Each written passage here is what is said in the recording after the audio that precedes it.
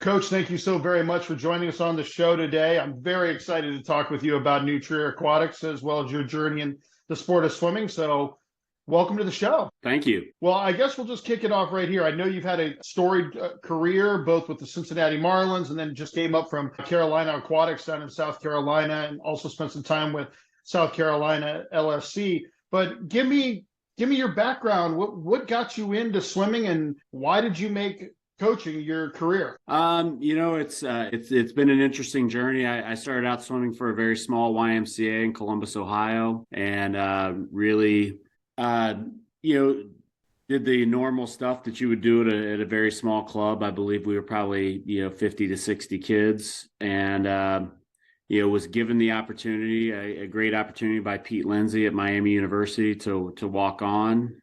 And, he gave me that opportunity, gave me a 6-week tryout period, which I needed every day of that to try to build up and get to where we needed to be, where I needed to be, frankly. Swam there 4 years, was team captain. I actually graduated with an accounting degree and went on and was an accountant for about 4 years and was coaching that YMCA that I grew up with in the afternoons as an assistant. And in discussions with Pete Lindsay, basically just said, I'm getting to the point now where my career is kind of taking over. I'm not sure I'm going to be able to coach a whole lot more. The demands of coaching have become greater, as we've improved and those sorts of things. And he just kind of threw out there, he's like, why don't you come down here and be my assistant? And so that's what I did. After a lot of soul searching, I figured as a 23, 24-year-old, if I was ever going to do it, now would be the time. And so I coached the team when they built their new pool there at Miami. I was there their first year there with the new facility. I ran the age group club there, and really when my 2 years with my master's finished, was really could have gone just about any way, and was offered an opportunity to coach up in Toledo, Ohio with the Greater Toledo Aquatic Club and Toledo St. Francis High School. So coached there for 4 years. Again, had a lot of success. The boys at the high school set numerous state records, did a lot of good things, and I really enjoyed my time there. I learned a lot. But then was offered the opportunity at the Cincinnati Marlins. So from 2000 to 2017 I was with the Marlins. Yeah, we were in a transition period there, in that we grew from we were 170 when I got there. We started adding satellites and kind of joining that trend of Swim Atlanta and Dynamo and multiple site programs. And over those 17 years, we grew to a little over 500 kids. Operating out of multiple facilities around town.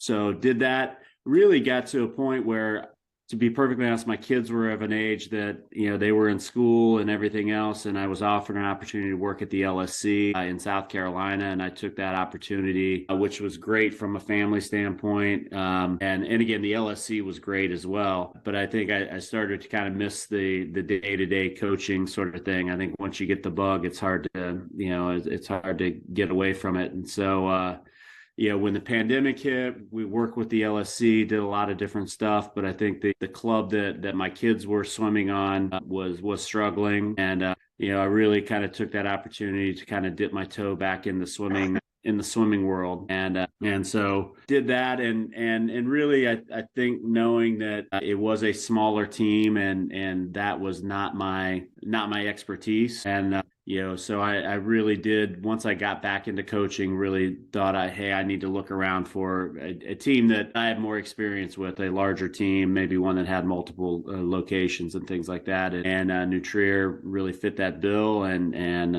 they were interested in having me come up. So I've been here almost a little over a year now. Awesome. That's great. I know a lot of coaches talking about it. You started out as an accountant. All of us always went to college with that mindset of, I'm going to do this. Like for me, I was going to law school. I've had friends who were going to go to medical school, but for some reason, swimming just pulls at you for some of us, and we can't give it up. And that's a great journey. And Pete Lindsay, I've heard amazing things about him at Miami, growing up in Ohio as well. I had some friends who swam in the MAC during that time. So he has an incredible reputation in the state of Ohio for sure. Absolutely. So one of the things that really struck me about New Trier, and again, I coached in Illinois for a while and I never noticed it. The structure you guys have with the swimming lessons, the age group, the masters, and you couple that in with water polo. That is, you don't see that much from USA swim clubs. Usually they're very specific on what they're doing.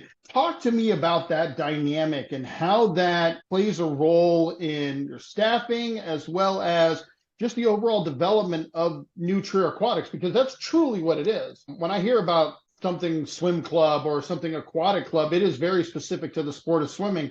But when with you guys, it truly is New Trier Aquatics. So talk to me about all facets of New Trier Aquatics. Well, we do have quite a bit going on, that's for sure. I think that we have the swim team, obviously. The lesson program, I think, went away for a little while, but we are bringing that back and bringing that into the forefront. We've started up a new program, and we're doing that. Our water polo team is very strong. It's a very strong part of our organization. It's probably about 20% of our membership comes from water polo. Wow.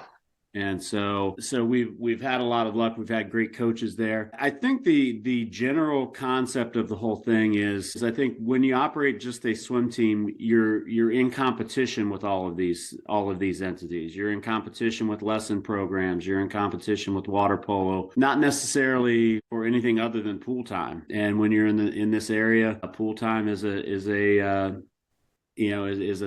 tough thing to come by. So rather than compete with everybody and try to, have everybody be disappointed with the amount of pool time, I think we've been able to pool all the time available really in our area and then divide it up. And the swim team sometimes has to take a little bit of a back seat and to make sure water polo has legitimate prime time, and then the water polo doesn't get all the time that they would like if you were to ask them. In swim lessons, we have to slide swim lessons in, but rather than everybody kind of coming to the table and everybody wanting that 4 to 6 p.m. time slot or that 5 to 7 p.m. time slot, we really try to shuffle in and out. And again, sometimes we don't get the greatest time on the swimming side, but it's not all the time. And so, on every area of our program, I think gets what they need without having to go to battle every season. Now, how many satellite facilities do you guys operate? Obviously, New Trier High School is well known. It hosted the Illinois High School State Championships along with Evanston for many years. But how many facilities do you guys typically utilize with New Trier Aquatics? It's a puzzle that we put together because again, the high school has a lot of their own programming that they're putting in as well. With most of the high schools around here, swimming is a no-cut sport. And with swimming being as strong as it is, the high school's typically fielding, a varsity team, 2 JV teams, and a freshman team. It a lot of times makes that that pool time is a real crunch coming from the high school. So we've been able to branch out. So we use New Trier High School has their main pool in Winnetka there. They also have their freshman building has a 6-lane pool that is in Northfield. We use Loyola right there, right between the two high schools, New Trier high schools. And then we have Our Lady of Perpetual Health has a small basement pool that we run a lot of our younger kids out of. We have Baker a development school it's a small little 25-yard pool or 20-yard pool that we use for our developmental kids and for our lesson program. And then we go outdoors. We're outdoors right now with Old Willow, a tennis club, and then we'll go long course at the local park district here in about 2 weeks. Definitely keeping things very busy, if nothing else. Transportation right to and from. And I remember my days in Illinois, and pool time was a premium for a lot of these club teams in the Chicago area. With the construction of the Westmont facility, that has helped somewhat, but I'm sure you guys are still all fighting for pool time up there. With such a broad area of facilities that you're utilizing and looking at the website, a lot of staff that you're having to coordinate, how easy or difficult, either one, is it to manage a staff that large when you're dealing with age group, masters, senior swimming, and water polo? How often do you guys meet, and how much autonomy do your assistants have? You know what, and that's been a process for us. With me coming in being new and trying to do all of that, I'm used to running multiple sites. I'm used to running satellites, so The important part of being able to do that is to have a process for everything rather than, frankly, just letting everybody run wild on their own. So we meet every week. So the coaches will sit down and meet every week. We have Laszlo is our water polo director, and he does a great job. He runs,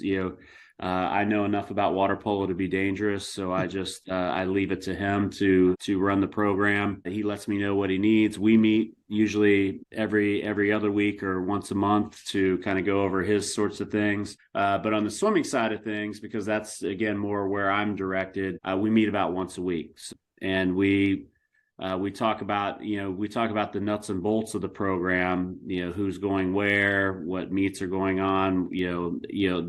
The mundane stuff that you have to go just to run a program. But we also spend a lot of time about what is New Trier Aquatics as a program. What are the things that we value? There should be, at the end of the day, when someone joins New Trier Aquatics, they should know what they're getting into. They should know these are the strokes that we're going to work on. These are the drills that we're going to work on. What I would love to see, and we had some success with that at the Marlins, is eventually have other teams know that, oh, that's a New Trier freestyle. That's a New Trier butterfly. And I think that's hopefully what we're working our way towards. That's awesome. I know I've worked with the club ranks, and I've talked to a lot of people. Smaller clubs are able to get your staff on board with terminology. Is that something you guys discuss a lot when you're discussing a drill? Everybody, from the time they're a 7-year-old starting with the program until they're graduating as an 18-year-old, I'm assuming that's something you want, that uniformity. You want that consistency all the way up through the ranks. So when you guys are meeting and you're talking about the technical side of things, are you going into real depth with it, or are we just trying to change terminology? Walk me through the process with your age group program of getting that development. So by the time they get to you in the senior group, you're pretty much set that you can just write something on the board and boom, they're gone. They know what they need to do. I think that, we are working our way through right now specific terminology. I think we spent the summer, when I arrived last April, we spent the summer really gauging what we did well and what we didn't do well, and some structural changes that we needed to make as a club. So just as an example, we had 16 training groups when I arrived. And yes, and a lot of very specific, but a lot of movement laterally and up and down the program. It was, even as someone who's coached for a lot of years, it was very difficult to try to follow the pattern of how our kids were progressing through the program. And so we spent a lot of time in the summer really addressing some structural issues, and we cut that from 16 down to 10. And really we have 10 simply from a pool space standpoint, to make sure that we've got adequate numbers in each pool. But so we spent a lot of time on the structure. We've spent a lot of time over the short course season, less about the specific drills, but more about what does the freestyle need to look like? What are the things that we're looking at as far as pulling pattern, establishing a high elbow early on in the stroke. For me personally, getting rid of the high elbow recovery and, having more of a free arm coming through. What are some common problems that we're going to see in freestyle? What are some things that we want to address in backstroke? And so we've really spent probably less time about the specific drills and really more trying to get everybody on the same page of what a New Trier backstroke looks like. What are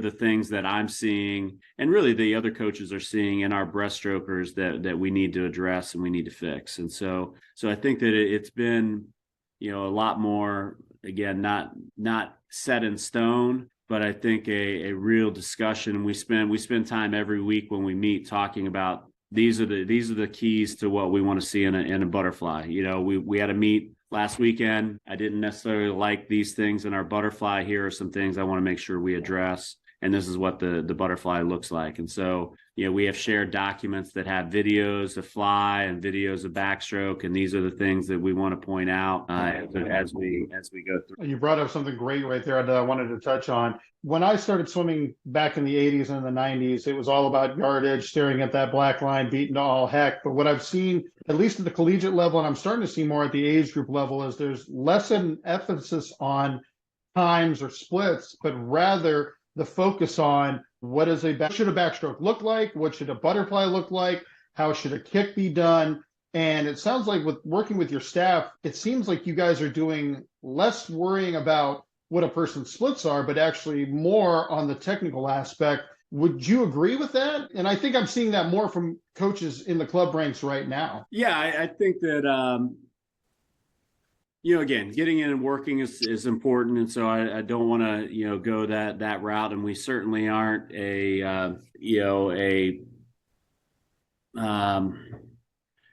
we certainly we aren't afraid to get the yardage in and get those sorts of things in. Right. But I do think at the end of the day, it's not about going the time, it's about how you got there. And so, if we were going race pace or we were doing anything fast, any one of our boys can go a 23 in the 50 free in practice from a push, and they can do that, but can they do two of them? Because that's what you got to be able to do to swim 100. That's what you need to be able to do to swim a 200. And I think that, a lot of times, sitting there and saying, okay, I would rather you hold 4s in practice or 25s in practice, because that's something that you can do consistently back to back to back. And what are ways that we can do that to where we work down to maybe holding towards in practice, where we're able to repeat it time after time after time after time. And I think that that's where you look at the technique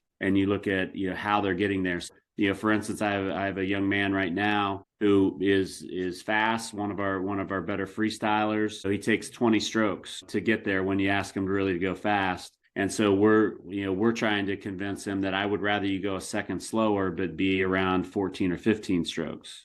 And here are the 5 things that we're going to do to get down to that 14 or 15 strokes. And in a race and in a meet or in practice, if you get beat or you don't go your best time or you don't go where you thought you would, but you did those 3 or 4 things, that's a success. And so I think that, on the flip side of that, of not necessarily going the yardage and trying to get those things down. When we set our goals that aren't yardage based, we need to honor those goals in practice and in meets and reward those things. And so, if I have a swimmer who, maybe doesn't swim as fast from a final time as what we wanted or that sort of thing, but they did everything correctly, that needs to be honored, and that needs to be placed ahead of the final time, because again, in the long term, the times will come, but in the short term, it's the way you swim, it's the way you swim a 23, because a lot of people can go that 23, one time, but can they do it in a way that they can repeat it? That's great. That's a kind of paradigm shift that I loved hearing about. With a lot of age group coaches, I've saw it during my time. It was about how fast can we get kids promoted to that next level, get them up to the senior group, and a lot of things were sacrificed along the way. And we're seeing it now at the collegiate level, where I have 18-year-olds who come in and they struggle with being able to do a streamline properly, but they can go 20.8 in a 50 free. And right. Convincing them that, hey, your turns and your breakouts could be so much more efficient. And they kind of stare at you like you're speaking a foreign language. So I love that paradigm. And that just overall mindset that, yeah, you can go this fast, but how do we get there and do it efficiently? One of the things that I think is very unique about the state of Illinois, and there's a couple states that are like this, but you and I grew up in Ohio. We had a single division for swimming. Men and women were together. But in Illinois, you have the women in the fall, the boys in the wintertime. In terms of your season and your planning, how are you able to manage that? I think you guys have a really good relationship, or at least in the past, with the high school coaches at New Trier. Mm-hmm. But I'm sure you're dealing with a lot of kids who are with your club team that swim for other high schools. So talk to me about that symbiotic relationship and the struggles that it may have, as well as the benefits that it may have. I think that it really is there. Again, there's positives and negatives to almost every situation, but I think that the high schools have done a great job of working with us, and hopefully we've done a good job of working with the high schools. There are some benefits. Obviously, the excitement, the motivation, all of those things that come with representing your high school are valuable and are something that I wouldn't really trade, because I do think that they provide a strong basis for our kids to work hard the other 8 months of the season. And so that high school motivation is important. And like I said, it's something that we can play off of. I think the Illinois system, having separate boys and girls, creates, probably on the club side of things, creates issues when it comes to team culture and it comes to running a total team, because you're really dealing with two separate teams for most of for the short course season, and then having to figure out a way to have them all come together and work together during long course. And so, not impossible, but I think that from a training standpoint, we kind of run it as we would if I was running just a regular, just 100% club season, in that we will swim and we'll do a kind of a mid-season taper, mid-season rest before the boys go off to their high school season. And then, the girls do their mid-season rest as part of their high school. And then, we come back, the boys go off to high school, and the girls come in and swim with the club. And then we rest at the end of the season. As with any coach, I mean, the lack of control that you have is disconcerting. But I mean, again, the coaches we have on the high school side are quality coaches, so it's not the end of the world. But it's no coach likes to show up at a meet at the end of the season with kids that they've only shook hands with a couple weeks before as they finish their high school season. So, like I said, that not insurmountable. But I think from our standpoint, one of the things that we really are trying to do here at New Trier is change the culture of the team and build a championship sort of culture. And having a split team like that basically doubles the time that it takes to really address those issues. Culture is a huge word right now in the college ranks, as we talk about it all the time at our conventions, as well as amongst each other as coaches. And I'm glad to see that it's kind of trickled down into the age group level as well, because I think that is going to build some more consistency going forward into the college ranks for those coaches that have the privilege of working with your athletes. But I always thought it was very bizarre, and I know Michigan's another state as well, where they have the split genders with the girls in the fall and the men in the winter. And I always wondered how coaches are able to navigate that. And I've heard some great stories and I've heard some horror stories. So it sounds like things are a lot better at New Trier than some of the places I've heard. So when you are looking at a season in general, obviously we're starting the long course season in Illinois right now. How do you plan out a season? Are you a guy that's really in depth? I'm going to write all the workouts leading into it and we'll make adjustments along the way? Or is it we're flying by our seat of our pants? Or talk me through planning a season at New Trier. Again, I'll put myself in the middle there. Probably, I'm not someone who writes out the entire season's workouts and really has a good idea of exactly what we're going to do, every 2 weeks in advance, 1 week in advance. But what I found is from a more of a macro cycle is I will typically ramp up over the course of 3 weeks. And then on that fourth week, and again, it may be a fifth week, depending on what our meet schedule looks like or something like that, we will take a step back training wise and yardage wise. Not necessarily a taper, but just to allow the kids to acclimate to the workload that we put in. And so in that sense, from a 3 to 4 week cycle, we're pretty regular in that we will take a lot of what Jan Ulbrich did as far as his training stuff, and we will, on the aerobic side, we'll try to do a lot of production sorts of things where we're doing maybe 25% of everything that we're doing is fast. So we'll do something like, one of my bread and butter sets is to go, for instance, 3 100s best average on 120 to get their heart rate up. And then, 2 300s stretched out, usually with a technique component to it, less than 14 strokes or 5 kicks off the wall, something like that. And we may do 3 or 4 rounds of that, but we will kind of ramp that up over the course of 3 weeks and then take a step back on that on the aerobic side. And we'll do the same thing on an anaerobic side as well. But so we've got that going. But I think in this day and age, probably the thing that has helped us the most from an attendance standpoint, from a motivation standpoint, and those sorts of things, has been really to have a set workout pattern over the course of the week, and really to publicize that on Mondays we're going short interval or not short interval. We're going short sprints off the blocks, and we're really going to get after it from an anaerobic standpoint. And so you're going to see that every Monday. And then on every Tuesday, we do a set of 50s that are all race pace. And so we'll go from 30 up to 50. These where we'll go basically in 5 sets. So when we're at 30, actually 32, 30, we'll go six 50s, then 100 easy, 650s, 100 easy, until we get to 30. And we'll work our way all the way up to 10 50s, 200 easy and that sort of thing. But we'll do race pace every Tuesday. Wednesday, we'll do a lot of drill and a lot of technique work and stretch it out.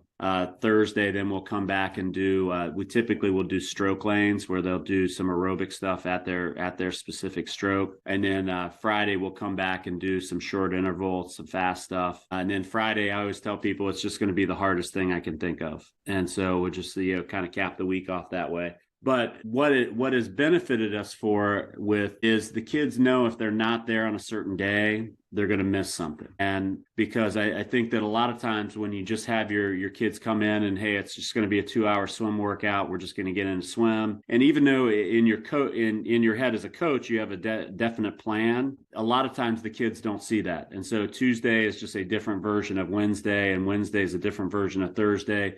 What's the big deal if I miss? And so, I'm just missing 1 out of the 7 workouts. That's not a big deal. But when we're able to reframe it and said, no, you missed the one of the 2 times that we're going to be able to go off the blocks. And, you missed one of you missed the 50-50 set that we do, we're not going to do that again until next week. And so I think that, from that microcycle, that weekly cycle, we've been able to really help the team just buy in a little bit more that there is a plan in place. And I think that's an important part. I think even though the coaches have a plan, they need to make sure their athletes know that there is a plan and that there is something more going on than just them showing up every day. I totally agree with that. And that's something that I'm trying to change as a coach right now. I know in our end of the season meetings with our athletes, the biggest thing, they've always appreciated that I've been honest with them, but I haven't been transparent with them. And again, in our heads as coaches, we know what we want to accomplish on every day, every week, during whatever cycles or phases or however you want to structure your season. Right. But for our athletes, especially this generation, and I'm not picking on them in any way, they're so used to being able to get information at their fingertips. And maybe it's just because of my ADHD. For me, if I'm watching a movie and I see an actor, I'm like, okay, I know them from some other things. I'll go right onto IMDb and I'll search it. I have to translating that for the athletes is very similar in that they want to know what's going on and they want an explanation, not so much so that they can question you on it, although that has happened, but rather they just want to know, and they're curious more than anything else. And that's something as a coach I'm having to change a lot. I have too much of an old school mentality. Black line is there, circle, swim, go. And I can appreciate it on their side. They're curious, they're interested. They may not always like it, but at least they're informed. So I think you're right. From a retention and attendance standpoint, athletes are going to buy in a lot easier if they know, okay, Wednesdays are aerobic day. That's what we do here at Cumberland's, but I never tell them that. They also always want to know when the recovery day is. Right. So again, just that transparency, I think it's critical right now to having successful athletes in the club, high school, or college level. I'm starting to embrace that more, and just tells me that this old dog can learn some new tricks. Now, when you are looking at your athletes and their development coming through, and obviously you've only been with New Trier for just over a year now, but having your time with Cincinnati, with the Marlins, when you're evaluating 8 and unders to 9 and 10s, 11 and 12s. Some programs will put people on if you get if you get double B times or A times or double A, you can be promoted to whatever group. How do you guys look at it from that standpoint of moving kids from group to group and eventually ending up in your senior group? Yeah, I think that we typically don't have cuts. Again, I've never operated, hey, if you get 4 double B cuts, you're moved into this group or moved into that group. I do operate a little bit more on a linear basis in that I don't have 2 or 3 tracks and all of those sorts of things. And I think that what we try to do is we sit down usually as coaches and especially, if we have a bronze and a silver group, those 2 coaches will kind of sit down and look and say, these are the people that can move up. because I think when you set those hard caps or those hard things, then you've got to enforce it. And to be perfectly honest, I've done that in the past. And I feel like I'm a corporate lawyer, trying to work all the angles of, well, you don't have a double B cut in this, or you don't have a double B cut in that. But I think I also want to be free to say, I've got a 12-year-old that has double B cuts or A cuts or double A cuts, in the 500, the 400 IM, and the mile. From a training standpoint, they can do a lot more than the person who has those same cuts in the 50 free, the 100 free, and say the 50 back and 100 back. Those athletes, again, they're just as accomplished, just in separate events, but chances are those,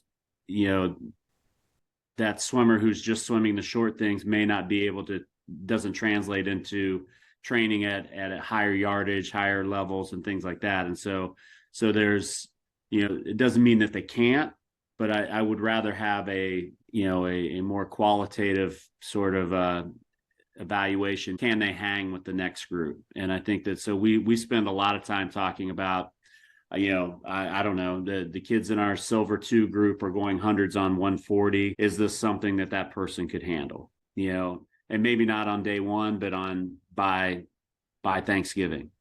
Is that something that they're going to be able to do? And so, to be perfectly honest, sometimes it ends up being a mess, and that you've got different opinions on, hey, I think this person's going to be great in this group. I think that person's going to be great. I think you hit on it earlier as far as trying to promote people early and that sort of thing. That ends up being one of those issues where, to be perfectly honest, I don't want someone, when we start promoting kids that quickly, I end up with a 14-year-old in my group. And again, they can hang, they can do all that stuff, and that's awesome. And we've done it. But that person's now with me for 5 years. And that opportunity for growth and that opportunity for them to kind of go through the program, again, I think I'm great and everything else, but I mean, that kid's not going to want to stick with me for 5 or 6 years and kind of be stuck doing the same thing, hearing the same shtick from me, on this is why we do this and this is why we do that. So there needs to be a pacing as they go through the program. And I think that's sometimes difficult to not only translate to athletes, but to their parents, and making sure their parents understand that,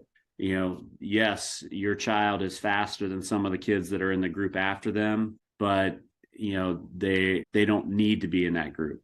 And there's a long-term reason why they don't need to be in that group, because frankly, if I put them in that group, eventually they're going to have to move up, and all of a sudden we've got 12-year-olds, swimming with high schoolers. And again, it's great to have a talented athlete, but I think you also need to be honest and kind of pace them as they go through. I think socially, the structure for that is critical right now. When I knew a club in Indiana where the senior coach was also the high school coach, and it was a smaller community, and he had a hard line: until you are going to be, before your freshman year of high school, you are in the age group program. It doesn't matter how fast you are. We had a young man that was 51-1 100 backstroke as a 13-year-old, right? Faster than any backstroker they had in the senior group.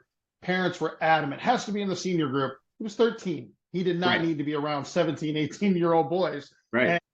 And they ended up jumping clubs, and they came over to us, and guess what they found? Almost the exact same situation. Right. So I think that emotional development is critical. And we've seen kids push through to a senior group, and you can have 13, 14-year-old girls hanging out around 17, 18-year-olds, and they don't have anything to relate to. They can't socialize, and they often long to go back with their friends in the bronze group or the silver group or whatever it was for them. Right. And I think you're also seeing kids who aren't staying in the sport because of that. And I agree. That's tragic in that regards. And that's I think we very rarely had any, I can't even think off the top of my head if we had any, junior high kids in our senior program when I was in Cincinnati. And I think that was, by design, but a lot of times, we would talk about what do you do with your elite level athletes? I'm like, we coach them at an elite level with the coach that they have at the age group side of things. And so, if you don't, as a head coach, if you don't feel like you've got age group coaches who can develop that person, then you need to probably look at other age group coaches and, or educate your age group coaches on how to, how to have someone, a 13-year-old girl break 5 minutes in the 500, coach your age group coaches to coach someone under 150 in the 200 free. Those sorts of things, can happen. And again, you can allow them to be with their peers and do all of those sorts of things that they need to do. I love what you just said right there about the age group coaches getting that opportunity, because I know for me, I went from a mediocre mid-level Division I program to a higher mid-major, and I walked through the doors and I was terrified. And I'm in my 30s at this point, because I'm working with kids that are so much faster than I was used to.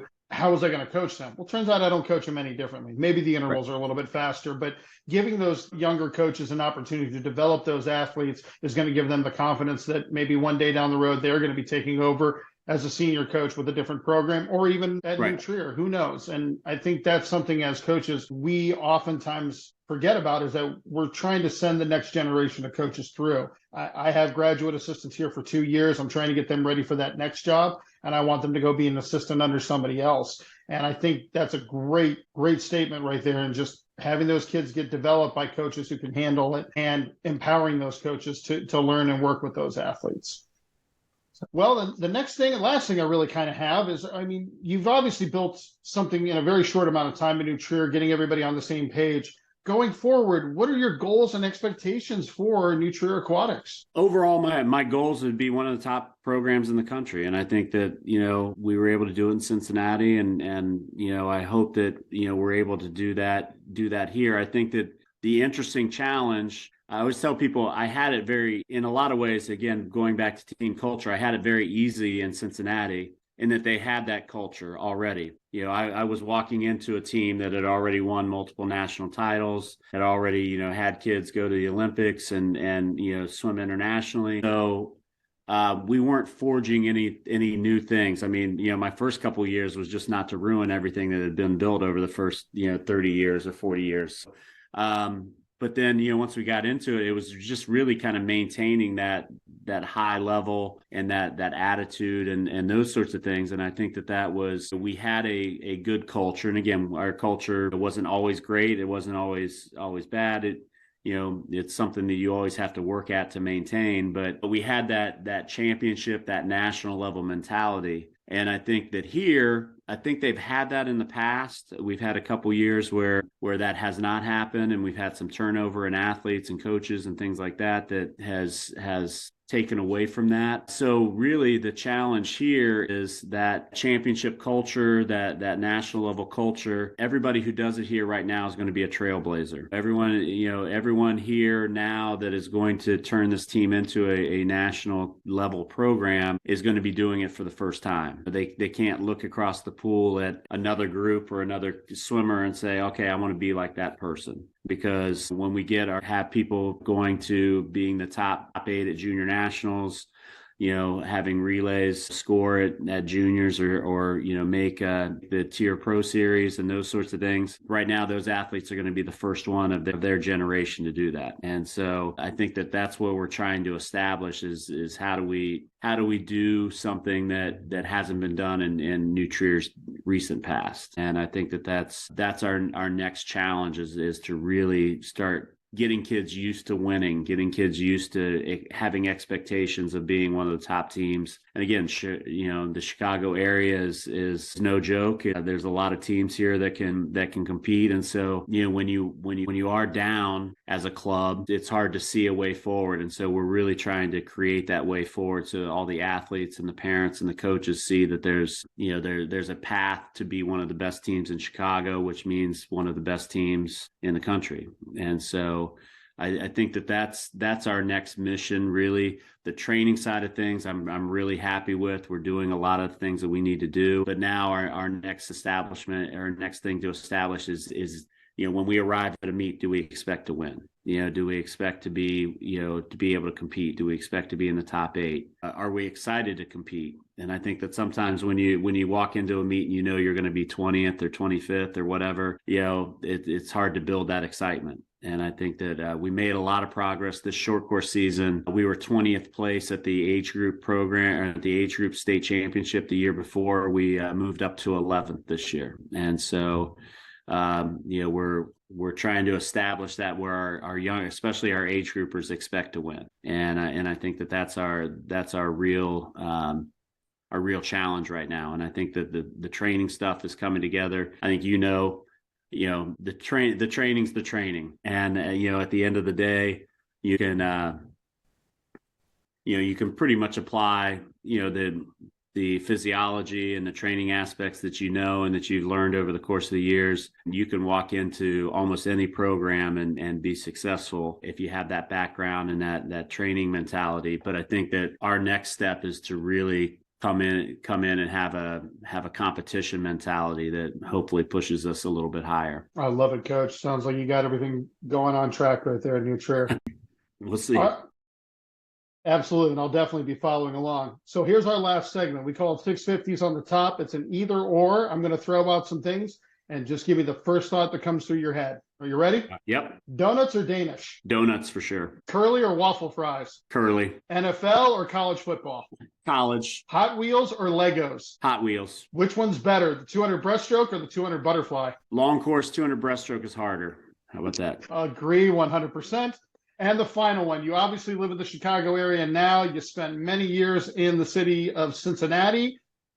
Portillo's or Skyline? Skyline for sure. No question. Okay, so I'll admit this to you. It's Skyline unless my wife is around, and then the Chicago girl comes out, and definitely then it's booked. Well, I have to say Skyline because I might not be allowed in my house. So my whole family's a Skyline family. As long as you didn't say Gold Star, and I would have to delete this entire podcast, we're fine. So, Coach, thank you so very much for sitting down and talking with me. I really appreciate it. For those of you who follow Nuture Aquatics, their website is available online. Check out them on Meet Mobile. Looking forward to seeing great things coming out of Nuture, Coach. All right. Thank you very much. I appreciate it.